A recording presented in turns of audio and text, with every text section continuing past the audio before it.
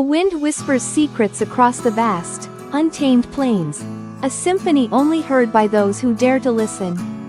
A lone figure, Alara, her silhouette sharp against the horizon, journeys not towards a destination, but towards a feeling, a yearning for something more. Alara was not escaping, she was in search of something lost, something that she could not identify. She trusted herself to the path forward, relying on the whispers in the wind, and the song of the rivers that carried her across the landscape. Guided by intuition, Alara discovered a hidden grove bathed in an ethereal glow. The grove possessed an ancient, almost forgotten energy, a sanctuary where the veil between worlds thinned. Within the grove, she found an ancient artifact, a simple, unadorned stone. As she touched it, memories flooded her mind. Visions of a forgotten civilization, their rise and fall, and the wisdom they sought to preserve. Alara left the grove, no longer searching for something lost, but carrying something found. The artifact was not a treasure to be kept, but a message to be shared. The understanding that true strength lies not in power, but in wisdom and connection. In the ancient city of Eldoria, nestled amongst towering spires and winding cobblestone streets, lived a renowned cartographer named Elias Thorne. Elias was no ordinary mapmaker. He possessed an enchanted compass, said to guide its user not just across lands, but through time itself. One starless night, a cloaked figure sought Elias out, their face hidden in shadow. They spoke of a forgotten prophecy, a looming darkness threatening to engulf Eldoria, and a desperate need to journey into the past to alter the course of fate. Elias, hesitant but driven by a sense of duty, agreed to help. With trembling hands, he activated the compass. Its needle spun wildly before settling on a date centuries in the past. A blinding flash engulfed them both, and the study dissolved into a vortex of swirling colors. In a realm where magic intertwines with everyday life, Princess Adelina lived a life of quiet grace within the majestic Silverwood Palace. However, her heart yearned for adventure, dreaming of quests beyond the castle walls. One day, a mysterious map arrived, hinting at a hidden artifact of immense power, the Orb of Athelred. Driven by destiny, Adelina secretly prepared for her journey.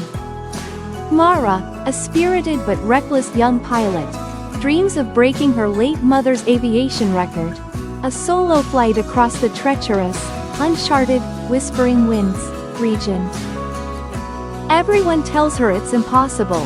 The winds are unpredictable, the weather relentless, and no one has ever successfully navigated it alone. Her own father, a stoic air traffic controller, forbids her from even attempting it, haunted by the loss of Mara's mother. Fueled by grief and a fierce determination, Mara secretly prepares her mother's old biplane, the Skylark. She steals a tattered, incomplete map said to have belonged to a legendary, but disgraced, cartographer named Cyrus Thorne. Thorne had disappeared decades ago after claiming to have charted the region's secrets, only to be ridiculed when his maps proved inaccurate, or so everyone believed. Mara begins her journey, but is immediately hit with turbulent weather. She pushes through, relying on her intuition. The Skylark sustains damage, forcing Mara to land in a remote, windswept canyon. She stumbles upon a hidden settlement. A community of weather-hardened artisans and engineers living in relative harmony with the chaotic skies. They are wary of outsiders, especially pilots seen as disrespectful to the whispering winds. Anya, a wizened elder, initially refuses to help Mara, warning about the region's dangers. But seeing Cyrus Thorne's compass, her demeanor shifts. Anya reveals Cyrus Thorne was a visionary, not a charlatan, who lived in the canyon for decades, failing only by trying to tame the winds. She offers to teach Mara to understand the winds and Thorne's map. Under Anya's guidance, Mara dedicates herself to rigorous training, unlocking the profound essence of her mother's map and mastering the art of flying in harmony with the winds. Meanwhile, with the canyon's assistance, she meticulously repairs the skylark. As a storm looms, the canyon inhabitants opt to remain behind for safety.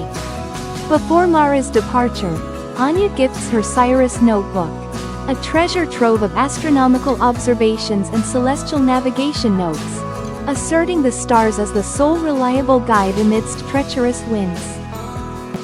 Mara takes off, facing the storm head-on. Using her newfound knowledge and the celestial navigation in Cyrus' notebook, she navigates with grace and precision. The storm intensifies, testing her limits. She realizes that the celestial and Cyrus winds map is a combined navigation. The celestial positions are the guiding stones, and the wind language are the steps. Reaching the halfway point, Mara flies through the eye of the storm, a region of complete calm at the heart of the whispering winds, taking in the breathtaking, cloudless vista. She has successfully crossed. Mara returns to her hometown and breaks her mother's record, landing to the cheers of the crowd. Her father is now filled with pride rather than fear as he realizes that Mara wasn't being reckless, but honoring her mother's legacy and pushing her own boundaries. Mara honors her mother's love for the sky and embraces her own love for the winds. Mara publishes Cyrus Thorne's completed map, finally giving him the recognition he was denied. The canyons are now bustling with visitors learning celestial and wind navigation. She inspires a new generation to embrace the unknown with respect and knowledge. Mara finds purpose connecting people with the sky and land.